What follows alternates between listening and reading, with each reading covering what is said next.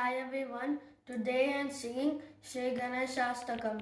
Ekadam tam mahakayam sattakansarasandidam lamboraham vishalaksham vandeyam gananayakam Mauji Krishnani nararam nagayognopavitanam Balinda sakalam molim vandeyam gananayakam Ambika hridayarundam matribhi pariparitam Bhakta priyam madonnaktam Vandeyam Gananayakam Chitravakna Vichikratam Chittamala Vibhushitam Kamarupa Param Devam Vandeyam Gananayakam Rajavaktam Shurashristam Karmachana Vibhushitam Pansakasharam Devam Vandeyam Gananayakam Mushikotam Mahavaya Devasuya Mahave Yudhikam Mahaviram Vandeyam Gananayakam Sakinagaran Deva Siddhi Vidyadhare Sada